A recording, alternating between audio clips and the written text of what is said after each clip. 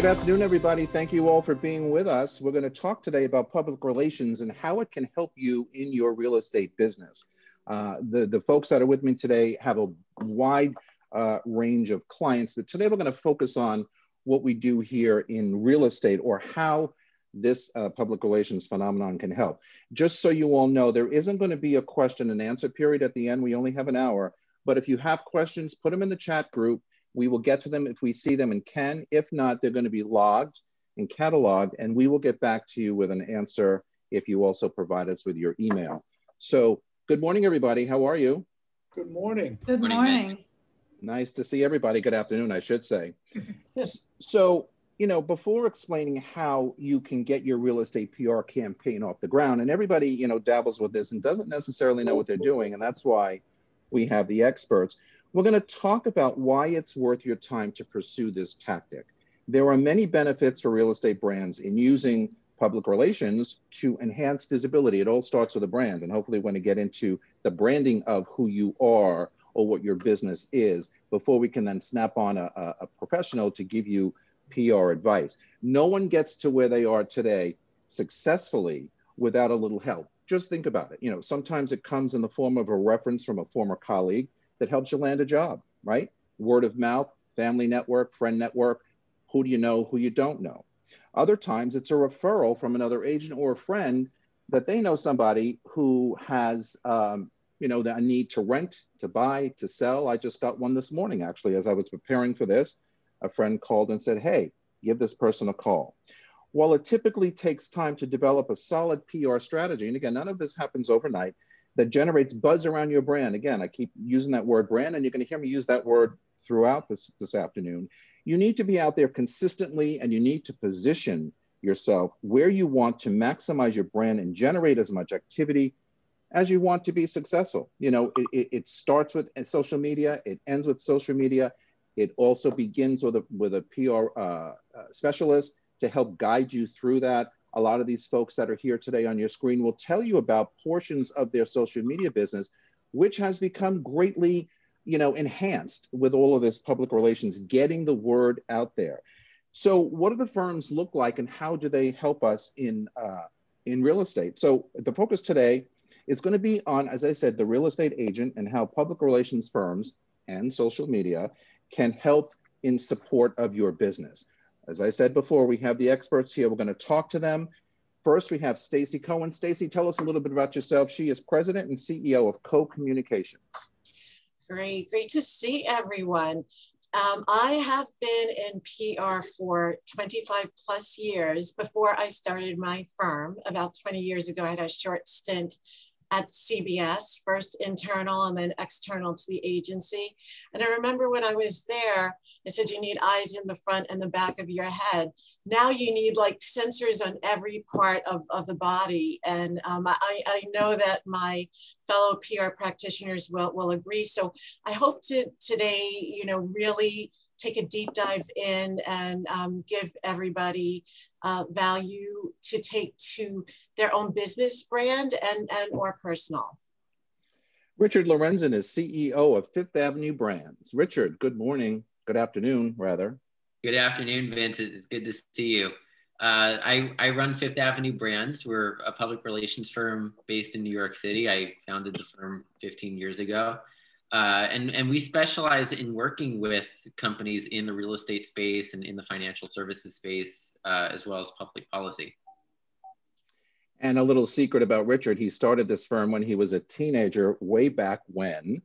So he's pretty proficient at what he does. Obviously, pretty smart guy. John Marino, good afternoon, president of Marino Public Relations. Good afternoon. Happy to be here today. Nice to meet everyone. And welcome to the panelists that are here and those listening in. I'm president of Marino PR. We have been an agency for 28 years, we're in our 28th year, and really specialize in real estate and anything involving real estate, really in all asset classes across the board. We have offices in New York and Los Angeles. It's a family-run firm. You know, my father is the founder and CEO of the firm. You know, I've really been president for the last 4 years and running day to day at the agency, you know, for the last 6 or 7. And, you know, we touched on a little bit on the changing marketplace. And I like to think that our agency really was, you know, an early adapter in looking at, you know, new solutions as it relates to public relations, whether it be digital media. In that range, we have a full, you know, in-house creative team and branding identity team.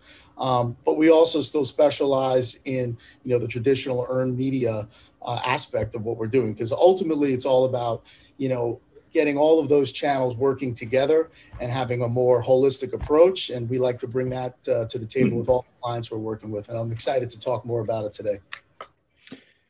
Good. Suzanne ROSNOWSKI, good afternoon. CEO and founder of Relevance International. Give us an update. Hi, I'm going to just correct you a little bit on my last name. It's ROSNOWSKI. And I, you know what? It's my own fault. I married into the last name and I'm never living it down. I swear. You know, and it's funny because it's phonetic, but no one gets it right. So don't feel bad, Vince. Honestly, it's my eyes this morning. I'm really glad to be here. And what a great panel you have here. What professionals. And I'm happy to talk about the evolving communications landscape.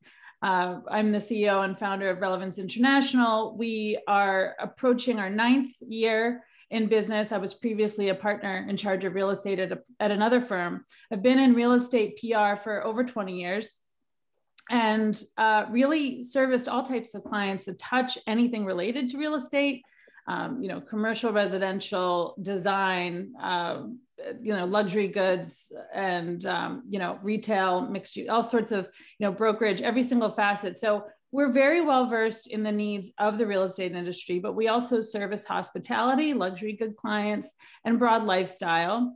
We're dabbling a bit more in tech as well, because everything's becoming tech, as you see. We have an office, we're headquartered in New York, but we have an office in London now, as well as LA. LA is the newest. And we have a global affiliate network that we've built ourselves. So I can talk a little bit more later about why that's important in the changing landscape as well. But yeah, I'm really excited to be here. So thanks. Thank you. George Shea, good morning. CEO of Shea Communications. Tell us about your company. Thank you so much for having me. And it's great to see everybody. Shea Communications primarily focuses on earned media, but we do a lot of other communication services as sort of ancillary support for our clients. We focus mostly on commercial real estate, mostly in New York City, but obviously we go beyond that as our clients do.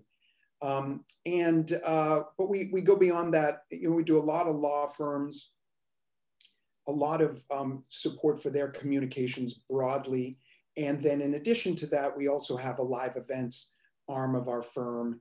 And but very similar to everybody here, what we are really doing is working day to day to get our clients in media that supports their message, that positions them as authorities and sort of leaders in the industry.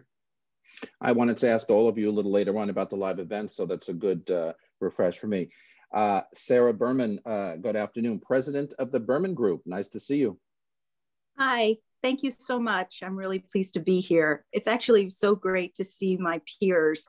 We all, I think, do similar things all day long, and we never really stop and catch up with one another. So it's really great to see such a terrific group of peers and folks that I respect and admire. I started the Berman Group at the end of 2005. So this past year, 2020, the most unusual year, was our 15th year in business. And we were founded, I founded the firm as an integrated communications firm. So similar to some of the other services that were discussed, our 3 areas of service are primarily public relations, marketing, and events. And we weave all of those disciplines together to help clients raise visibility. We also, like my fellow panelists, specialize in real estate, in the built environment, and serve clients in commercial, residential, real estate, in not just development, but finance, construction, design, and a number of other disciplines that relate to the real estate transaction and process. So I'm really thrilled to be here today and looking forward to the discussion. So as you can see, we've got heavy hitters here, tops, an expert in the industry of public relations, not only here in New York City, but in a lot of cases globally. So John, I want to start with you. What conversations are you having today with clients or potential new clients, because we're always on the lookout for new clients, about their PR needs in the short term versus the long term in anticipation of the marketplace coming back, but or stabilizing, but in a lot of cases here in Manhattan, it has just really begun to stabilize, I'd say, over the last 2 months or so. Brooklyn seems to have not missed a beat. They are perking along there, but nonetheless, you're having conversations with new people. And is there anything you've learned about your firm after more than a year of pandemic that you hadn't realized before or focused on previously that you have found new strength in or not? Well, there's a lot there, a lot there to unpack. But I would just start from the beginning, with the pandemic. I think we can all, everyone on this panel can attest to, there was really a moment of panic there. And I think a lot of existing clients and even people that we were talking to at the time, there was this moment of stop and pause. And I think there was this kind of, what should we do? And a lot of people, it was a lot of counseling people on, our approach is an always on approach. We don't believe, the media doesn't stop.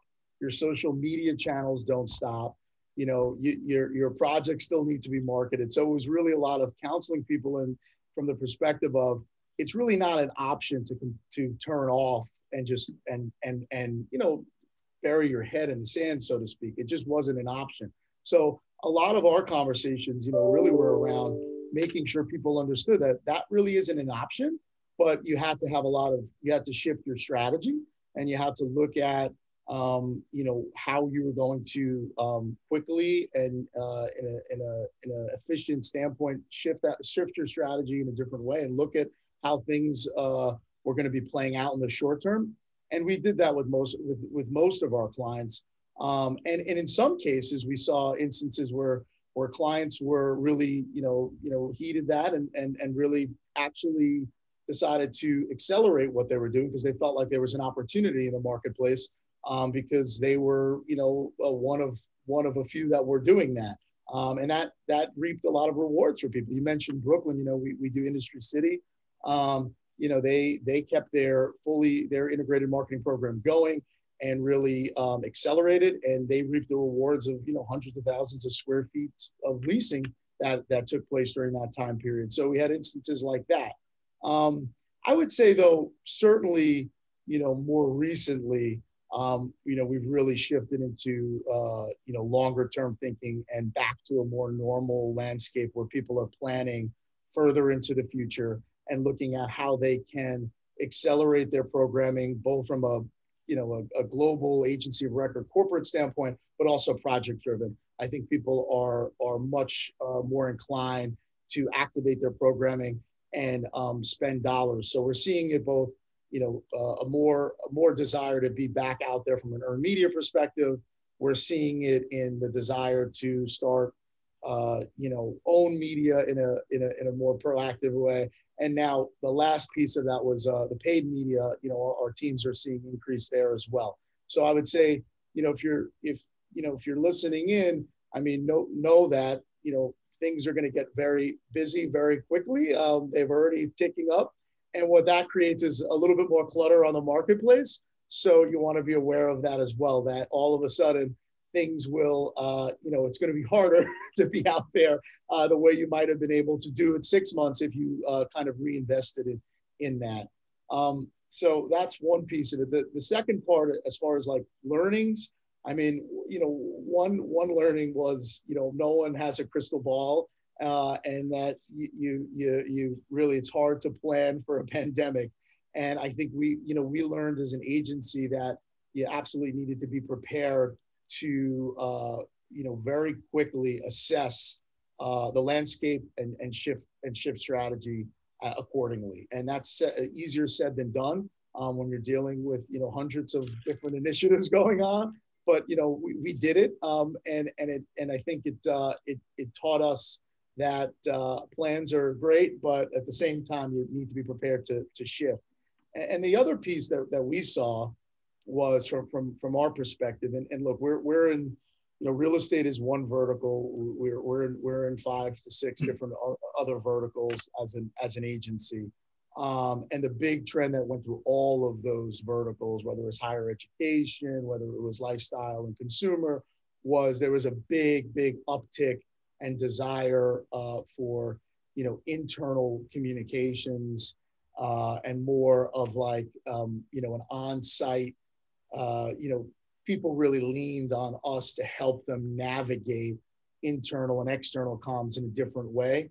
And, you know, we're fortunate in the fact that we kind of operate typically as more of an agency of record for most of our clients, but even more so than ever, it was, you know, leaning on us for that, for those services. And I think, you know, from the client perspective, it was like a mini stress test to see like, how are your internal, like, how do you communicate, you know, both internally and externally, and how all those pieces move together? And I think it's going to be good for all of us on this panel that people really got to see how all those things function and had that stress test. And we're seeing now that more and more it's easier to communicate across, you know, various teams because that stress test occurred. So those were some learnings that we had. Thank you. This, you know, especially during the 3.5-month lockdown period where real estate agents really couldn't even leave the house, so to speak, to go and do anything. You know, I found that social media sort of blew up. And I think a lot of people just kind of took refuge into, you know, the social media world.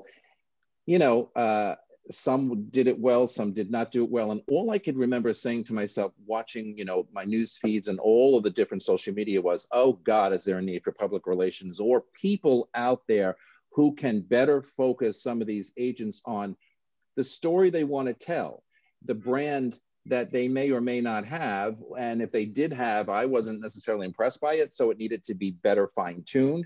So, you know, there are so many different things out there that bubbled up for me, thinking, you know, we need some help here. Stacey, what are the essentials? So what are the essentials for a successful PR program for real estate firms and then the real estate agent based on, like I said, the need or the better focus on branding and then getting the message out, you know, maybe a little more concise?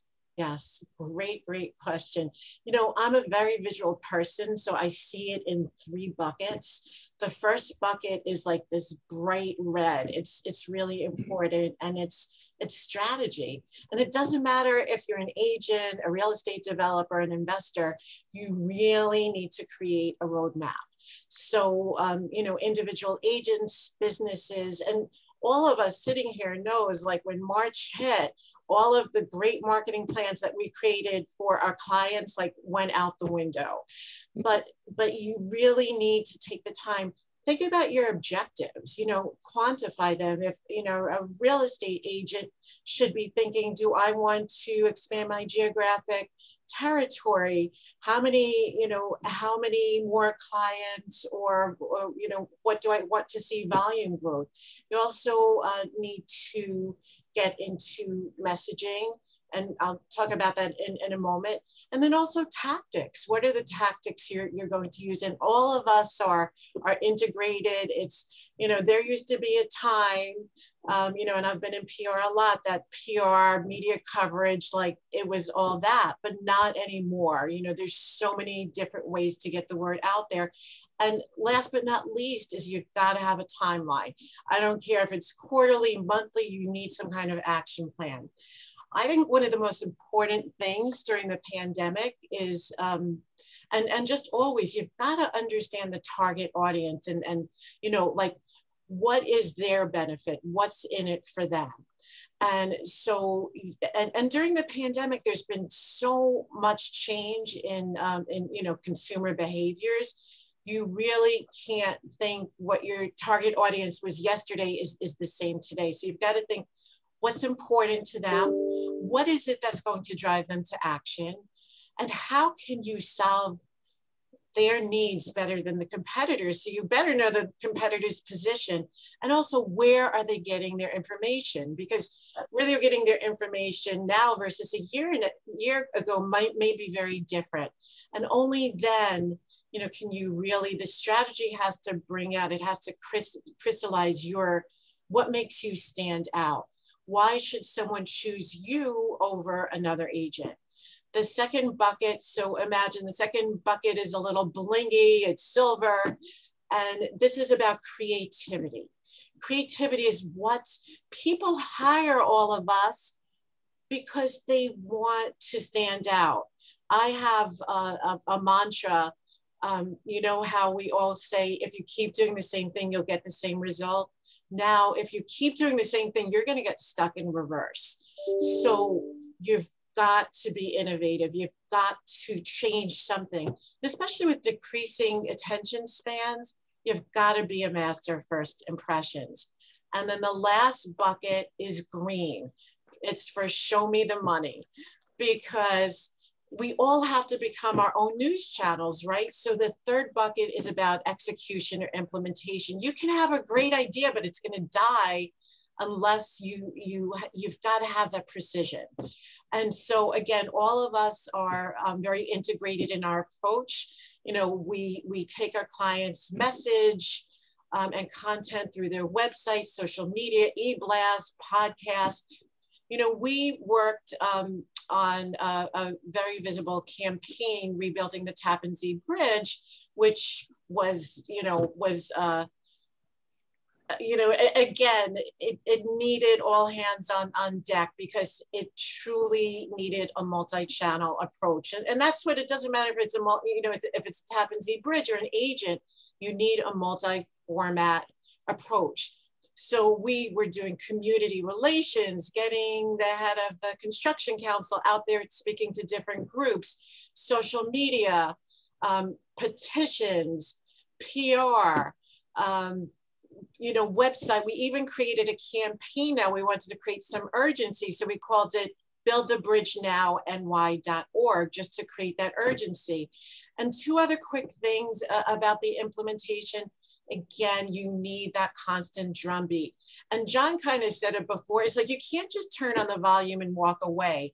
To keep top of mind awareness, you have to keep out there consistently. And then the last, and I know everyone here would agree, you need a diversification in content. It drives me crazy when I see someone just putting out information about the awards that they won. And I see a lot of agents, they're putting out content, but it's just about listings. And for all the agents out there, you are so much more than a listing. So focus on value, educate your audience, and offer them up solutions. And Stacey, that is so well said. And I've complained for a very long time. In fact, I teach a social media class for the New York Real Estate Institute, and it's one of the things I point out all the time. You are much more, and anybody out there listening, you are much more than just a listing.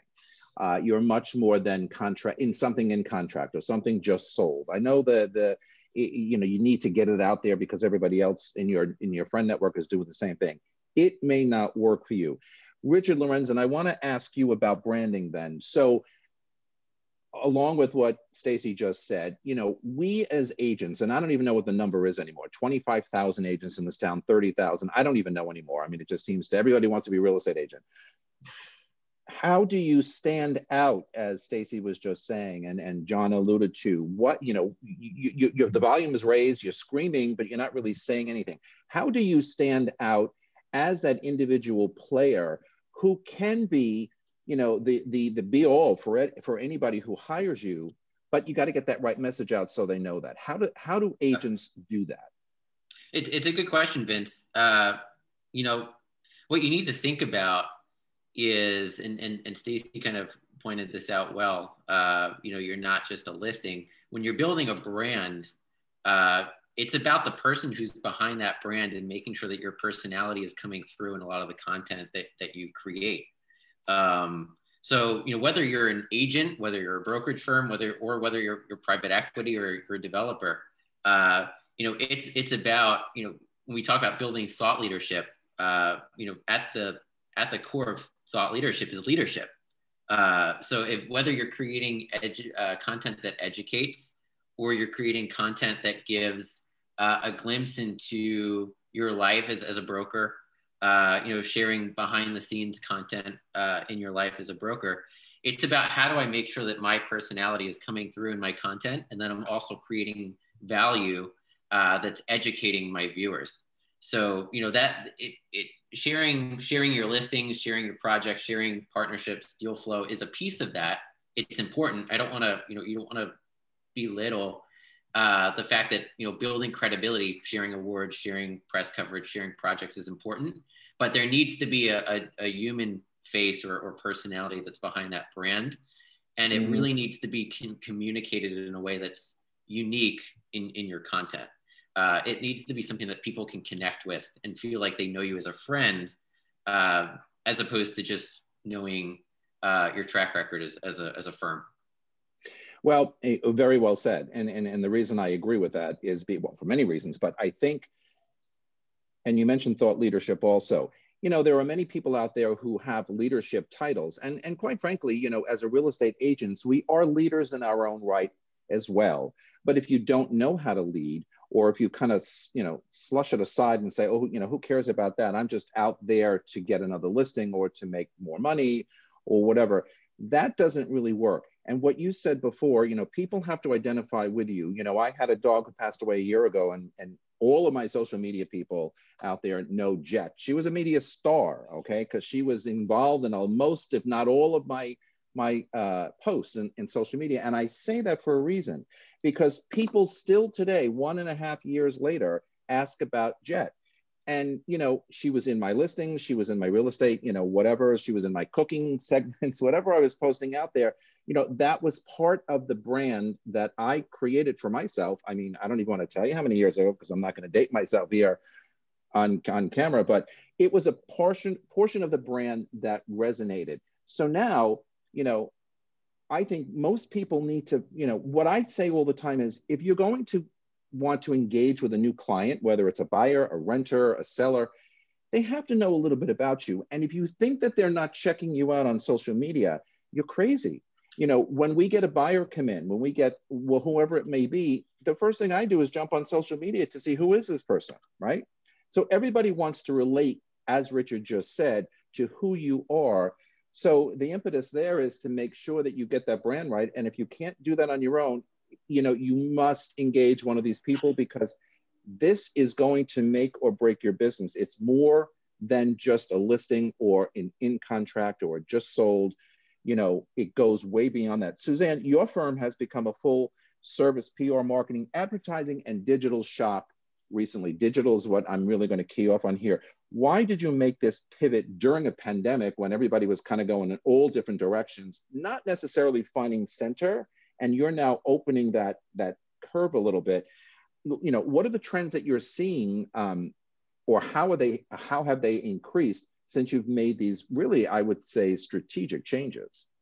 Yes, well, the world has changed. There's no denying it. And as all of our clients were going through this flux of a pandemic, they still had projects to move forward. They still had business goals. They still needed to see results. And we had to pivot, as most of the guests here, talked about. We all had to do a major pivot during this time. And we had been grappling with this for some time. We'd always done social media and earned PR, earned media. And I was asked once by PR Week, why not be a full service shop? In London, actually, a lot of the agencies are full service. And in New York, it's very, separated. You've got creative, creative advertising, digital, and PR, and they're very separate. And I actually went on the record and said, I went to journalism school. I went to the script school. I feel very strongly that there should be a division of church and state, meaning earned media and paid media, very separate. Well, I can admit when I'm wrong, and the world changed, and I had to admit it and say, you know what, it's either you evolve or you become a dinosaur. And I think that's the truth. You cannot even see your social media content, Vince, unless you're also looking at paid social, because of the way the algorithms are designed. They will block your content. So these factors, such as organic social media needing paid social media, pushed us into, okay, what else do we need to have the 1-2 punch of paid and earned. How else are we reaching our targets? Video became very much hot in the middle of the pandemic. And then we realized, well, you can't just put out a video without strategy. You need to have an optimized YouTube or Vimeo channel. Then you get into SEO. Then you get into, really, let's think about our strategy more holistically. And we realized that at the end of the day, we're talking about what you said, Vince, there's a brand at the center.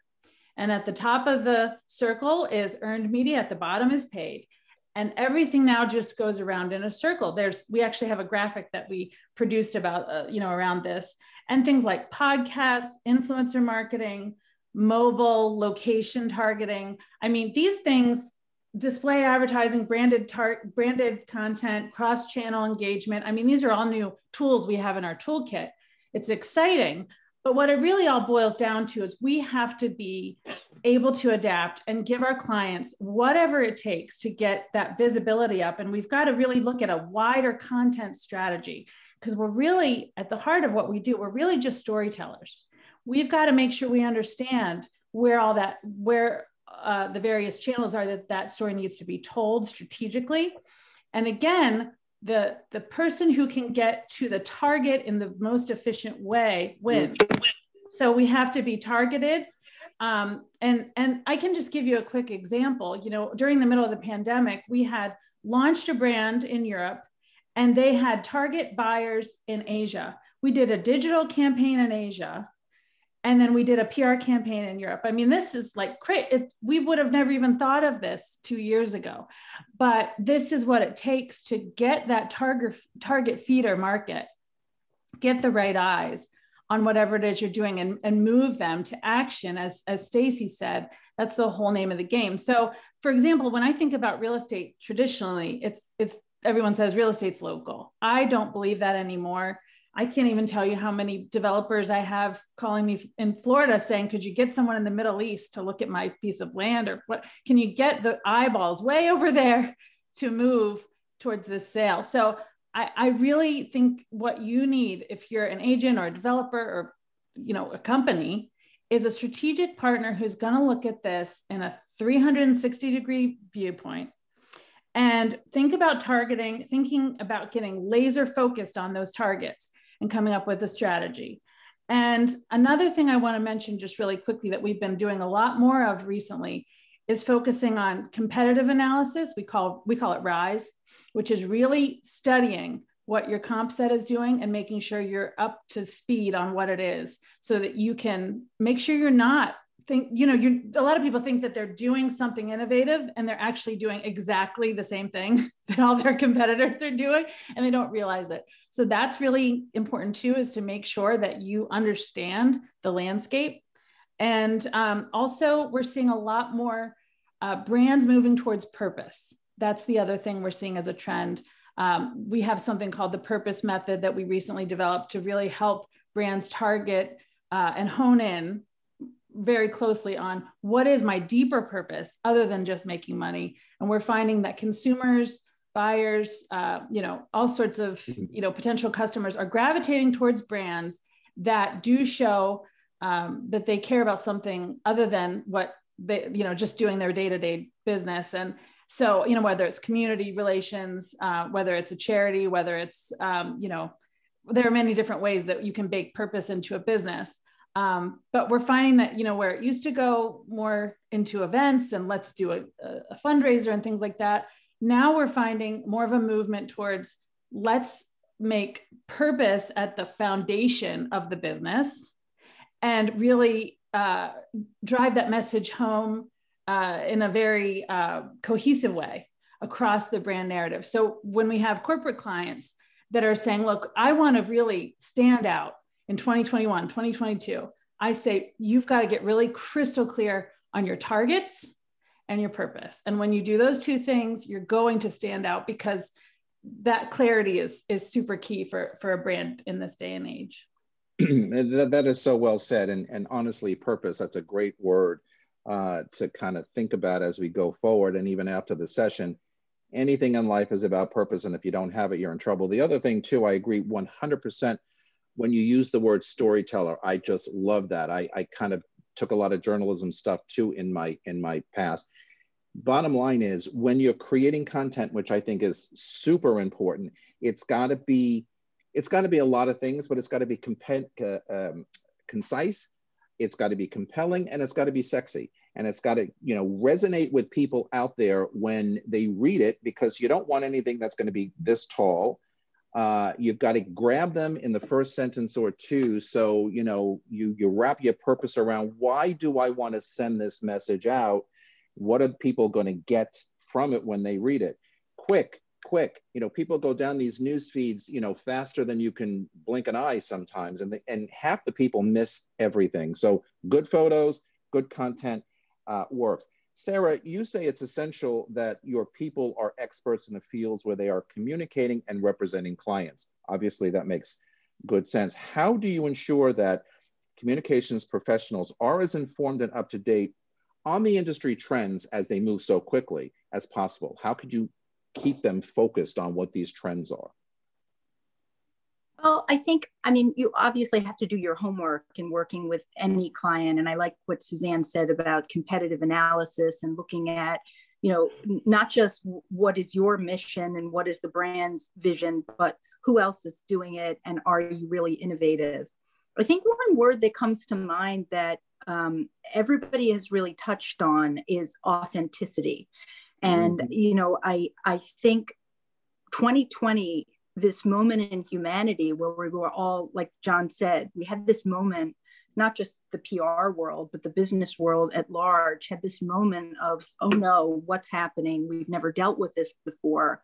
And I think that's really proved to be an opportunity for smart companies who've decided, I not only want to thrive during a pandemic, I want to excel, I want to innovate, I want to rise to the top of my field. I want to show my humanity in a new way, and I want to be authentic. And we've worked with some brands over the past year that have done just that. And yes, it is about us as the practitioners doing our homework, understanding the business that our clients are in. My background is urban planning. I have members of my team who are journalists, who are real estate professionals. And so, yes, you've got to know your stuff. But I also think that having authenticity has been so key. This is a moment in time where we've realized that as humans, we can find things in common, right? So philanthropy, like Suzanne mentioned, diversity has been so important over the past year.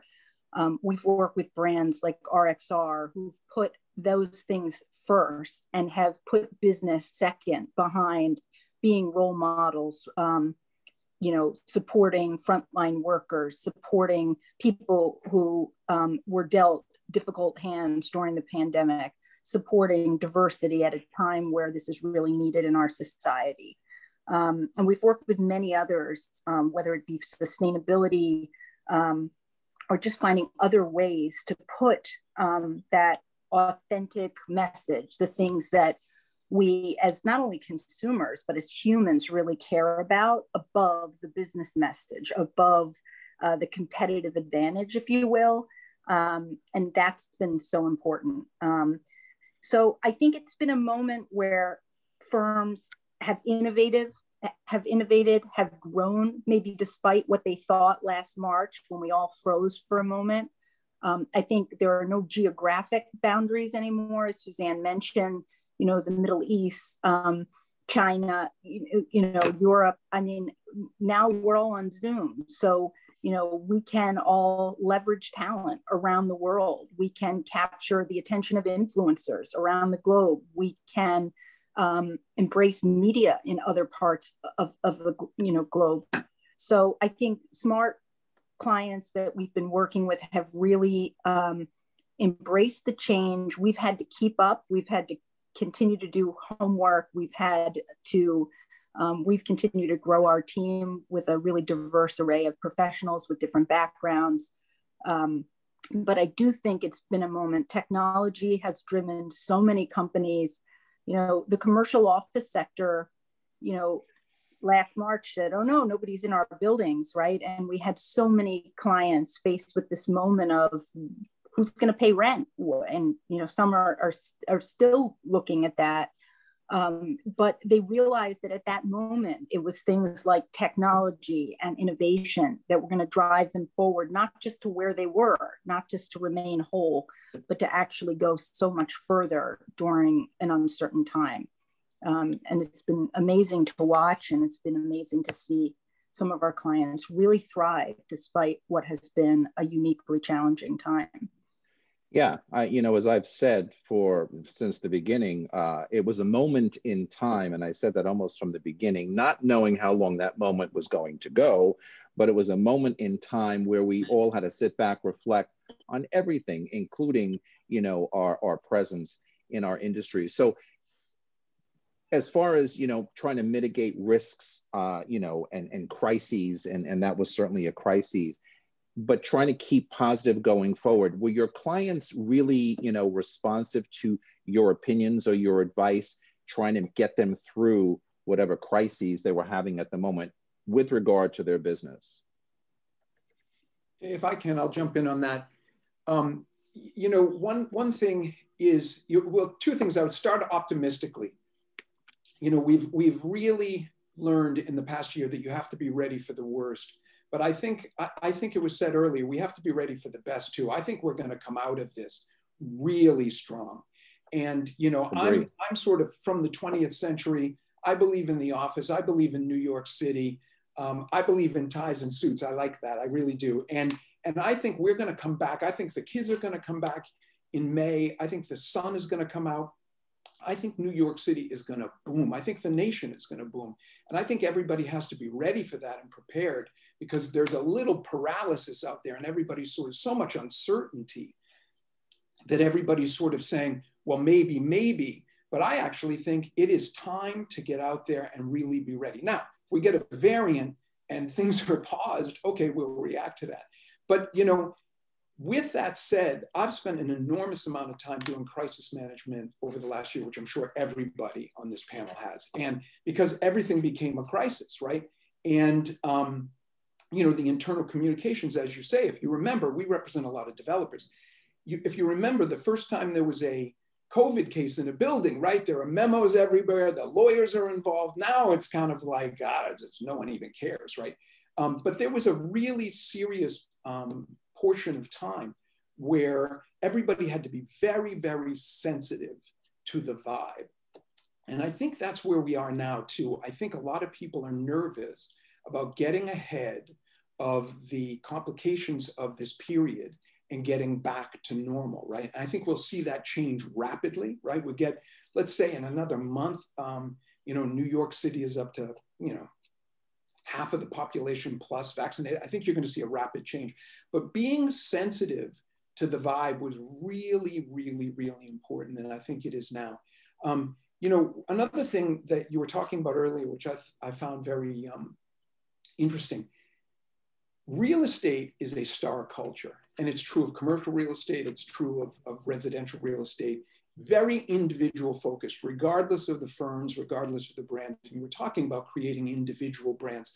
It is so important. And a lot of my clients aren't fully comfortable embracing that, right? I think more on the residential broker side, once you get into commercial real estate or certainly law firms, which we do a lot of, and you're talking about a holistic campaign where you're going to dive in and we're not only going to put you in whatever, the New York Post, the Wall Street Journal, Commercial Observer, wherever, but you're going to have a social media component, and they freeze, right? Because, you know, they are just not comfortable. And it's so important because it was said earlier so well, you know, it is not about earned media. It's about earned media as part of the life cycle, as part of the food chain, right? The earned media, I don't know any of my clients that actually read the newspaper, right? And I read it, I swear to God, all I do is read media, but I read it less frequently than I do, right? You know, it's this constant delivery of media via digital and social, and that's just the way it's going to get much, much more concentrated on that than less. So my clients, I've had to push into digital and social, really push, and it has been very successful, but it has been a process.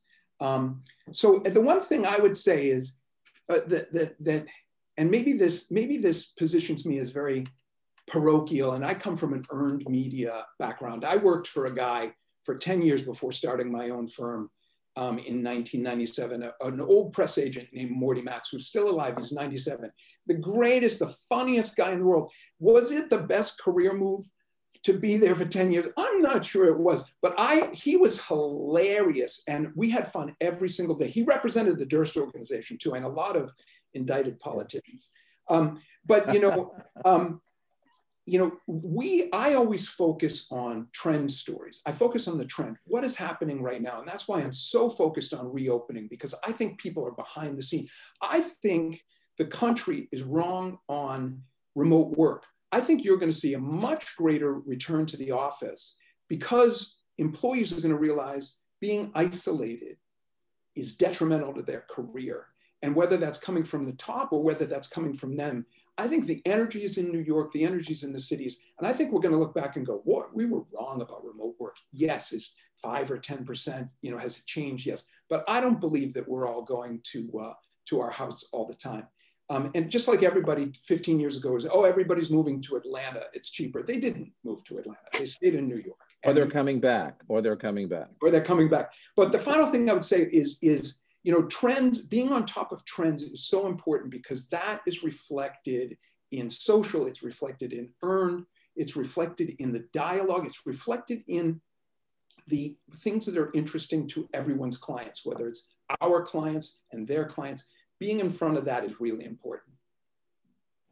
So well said, and so much to unpack there. And hopefully, the listening audience out there can, or the watching audience, whatever, can understand the importance of all that. I agree with you on trends. I also agree with you on you're not going to keep New Yorkers down for very long. Everybody, wants to get back to normalcy. And I believe that's commercial real estate. I believe that's returning to the office. When I think to myself, I haven't been in the office since October, I say, why? Well, I can do a lot of stuff at home, but it's not the same. John, let me ask you, so when real estate agents want to engage you in your firm, what is it do you say to them, and how do you prepare them to start working in a PR environment when they necessarily have never done that before? Well, look, I think you're 100% right there. It's first assessing, what the level is, whether they've done it before or haven't done it before. I mean, we're engaged at all life cycles.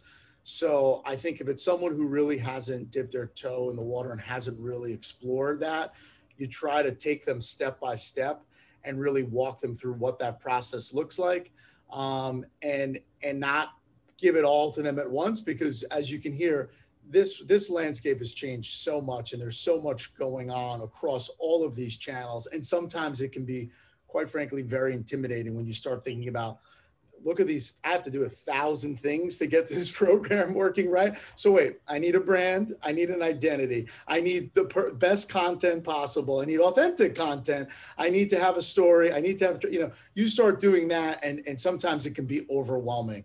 So, it really depends on, who they are, their team, and what they're looking to accomplish. I think STACEY said it really well, earlier on, really assessing what the objectives are and understanding who our targets are.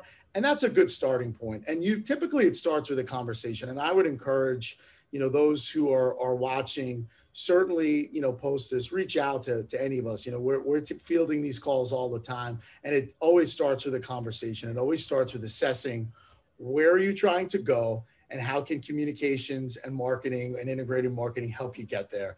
We're problem solvers we're storytellers, but we're also problem solvers. We get a lot of that where we really have to hear, listen first, assess what the situation is.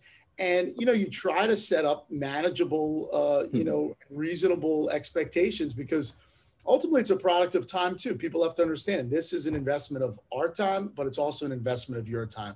And we have to understand how much available time is there. And we try to, ultimately make it as efficient as possible, but it starts with a conversation, and it starts with figuring out, what those objectives are. And then ultimately, at our agency, we've, big believers in building out strategic communications plans that really lay out, what your messaging will be, what your target audiences are, what your goals are, and then ultimately taking a potential client through channel selection and figuring out what it is. There's a lot of different channels. And I have to say one thing that's you can get lost in sometimes, because now we're all expanding all of our service lines. You can get lost in, sometimes it's not right for everyone. And George mentioned, having some pushback from certain clients on the commercial space. Not every channel or emphasizing it all at once works. So you have to be willing to be a little creative in figuring out what really will be effective for this person or this organization or this company, and starting there. That's would be my first. I agree. Stacey, let me bring you in for a minute on that, because I agree with that. Now, so there are real estate stars, and we all know what that means, big egos, and there are everybody else. So how do you work with either in mapping out their strategies? Are they different because of who they may be, or are they pretty much the same? In terms of, it's interesting, because one thing that I'm passionate about is personal branding and thought leadership. And it really requires, again, going back to the 3 buckets, the strategy, the creativity, the implementation. These days, Vince, I always look at myself, I'm a marketer first. Yes, PR is my sweet spot, but there's B2B, business to business, business to consumer. And I think Sarah said it best when she was talking about, being authentic and human. Now it's really B to H, business to human. So really, really important. If someone is, let's say, a subject matter expert, in prop tech, again, one of the most important things is for all of us to remember is that 85% of us purchase based on emotion. So if somebody wants to, let's say, hire a broker to sell their condo unit, they need to like, trust, and know them and have engaged with them. So with that being said, it's really important, and I forget who touched on this, but it's really about having a strong digital footprint. I think that everybody who's listening in today should just Google yourself. Are you happy with what you see? And you had said it, Vince, about social media. We're all checking each other out. And again, you form an impression very quickly. These days, it's interesting. I did a personal branding webinar for one of the major brokerages in New York City. And I always, 400 people, West Side office. And I was so curious. I looked at the individual agents' profiles, and I was amazed, because some of them were top brokers, some not, but some of their profiles were really weak. So you have to know that it starts with packaging. You can't deliver unless you package, the brand yourself in a way that is, I have 4 words. My mantra is add value, not clutter, right? So you want to make sure that you're getting across very quickly what will be your value to them. And it's about delivering valuable content. And another thing that Suzanne said, I just want to echo on, optimization. These days, if you were like, and this is more for commercial brokerage, but if you were like a prop tech expert, you want to get that in your bio. You want to get it across all of your online profiles. And these days you can optimize anything and everything with keywords. We saw that with distributing online news releases like 15 years ago. So again, get those keywords in. And I think, a really good example about that comes to mind, someone that does it right, is Donna Olshan, because again, she's all about like luxury, right away you think luxury when you think of Donna. And so she's branded herself very consistently. She has her luxury market report. She provides research. She's also a Forbes contributor. And I think to be able to model yourself after someone like her or like you, Vince, because you're very good at it, and it also is, it's really important, you know, again, to make sure that you're showing your best you. Suzanne, you had a comment on that? Yeah, I agree with what everyone is saying. And I just want to add one little side note, and that is really echoing the importance of seizing this moment with the most creative minds around you. Because I think that, like with most pandemics or any time in history when we've had a downturn, there's going to be a renaissance. And everyone is going to be open now to new ways of doing things. You've got this window, and you want to build a creative team around you who's going to think differently with you, help pull those great ideas out of you, and really kind of reinvent yourself. A lot of brands are in this whole transformation period of, let's totally forget what we were and come up with a whole new brand ethos and just, you know, really change how we position ourselves. This is a great time to be doing that. So for all of you agents out there or companies, I recommend that you get a great publicist next to you who's creative. Also, I think one of the best ways to quickly, as I think it was George mentioned and a couple different people mentioned, people have a very short attention span. You've got to be lightning quick in having people understand why you matter and what you can do for them. And so one of the best ways to do it is to do brand partnerships. Come up with creative alliances. You mentioned Donna Olshan. She's known for luxury. And so a lot of our clients who are known for luxury, we're partnering them with fashion brands, with wellness brands, which is huge right now. Wellness is blowing up.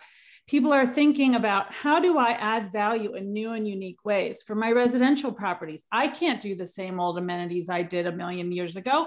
I've got to be more creative than the next guy. So build a creative team around you. And I think that's one of the best ways you can spend your time during this pandemic, so that when we do reemerge, which of course New Yorkers always do, you're in the forefront of all those conversations.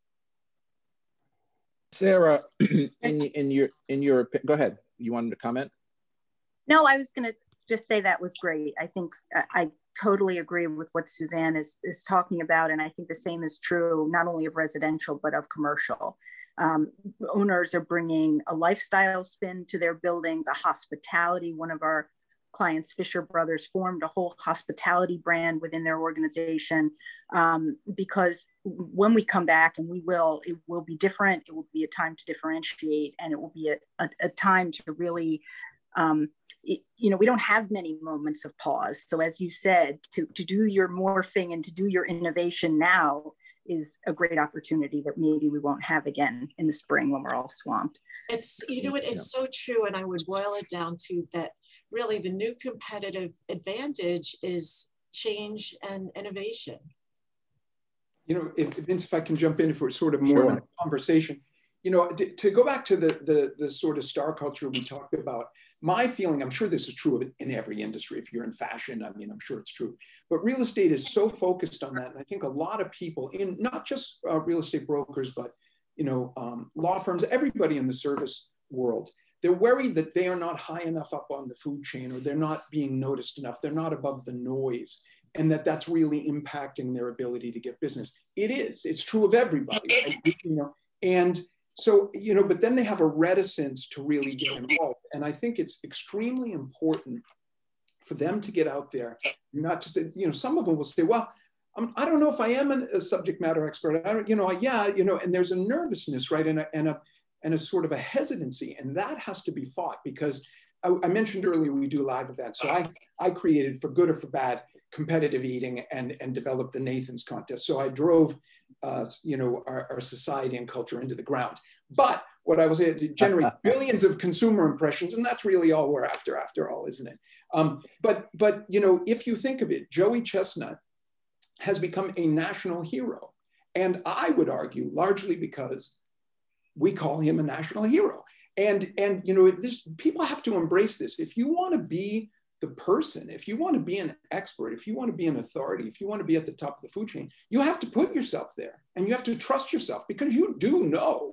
So get out there, right? And I think, and that's, you know, it's a process to make sure people are comfortable, and it's a very complicated matter.